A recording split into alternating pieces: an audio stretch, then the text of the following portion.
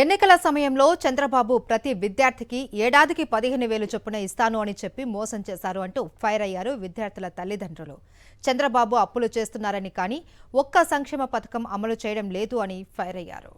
YS Jagan మేనిఫెస్టోలో చెప్పిన ప్రకారం ప్రతి హామీని నెరవేర్చారు అంటున్న గుంటూరుకు చెందిన విద్యార్థుల తల్లిదండ్రులతో మా ప్రతినిధి అశోక్ ఫేస్ టు ఫేస్. ఎన్నికల ముందు కూటమి నేతలు ఎంతమంది పిల్లలుంటే అంతమందికి తల్లికి వందనం పథకాన్ని అమలు చేస్తామన్నారు. కానీ ఇంతవరకు తల్లికి వందనం పథకం అమలు కాలేదు. దీనిపైన తల్లిదండ్రులు ఆవేదన వ్యక్తం చేస్తున్నారు. మనతో కొంతమంది తల్లులు ఉన్నారు, వారిని అడిగి తెలుసుకున్నాం. తల్లికి వందనం ఇంకా డబ్బులు పడలేదు, ఎట్లా చూస్తారు?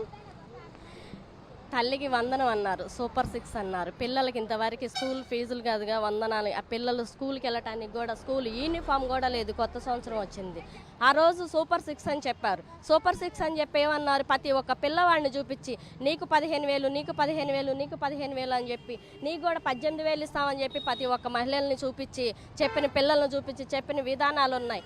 ఏమవుతున్నాయి అని చెప్పేసి అడుగుతున్నాము. ఇప్పటి వరకు కూడా పిల్లలకి ఎటువంటి ఫీజు రీమెంట్స్ అనేవి కూడా అందలేదు.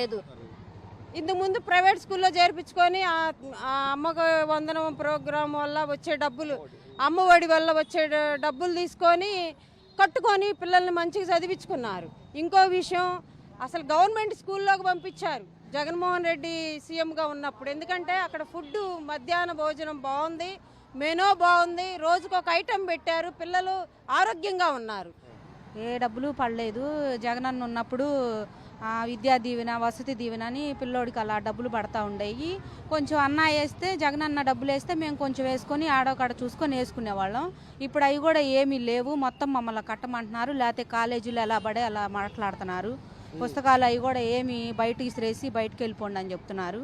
ఆ ఫీజు కడితేనే రమ్మంటే ప్రస్తుతానికి మా అబ్బాయి అయితే చదువు ఆపేసి ఇంట్లోనే ఉంటున్నాడు. మీ పిల్లలు ఏం చదువుతున్నారు? మా అబ్బాయి 8th క్లాస్ చదువుతున్నాడు సార్.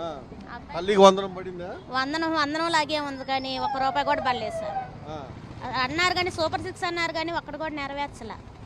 పిల్లోడు మాత్రం కంటిన్యూగా స్కూల్కి వెళ్తానే ఉన్నాడు. కాకపోతే ఇంతవరకు కూడా ఏమి లేదు సార్. వందనం లేదు, అమ్మ ఒడి. ఆ జగనన్న ఉన్నప్పుడు అన్నీ చక్కగా జరిగినాయి.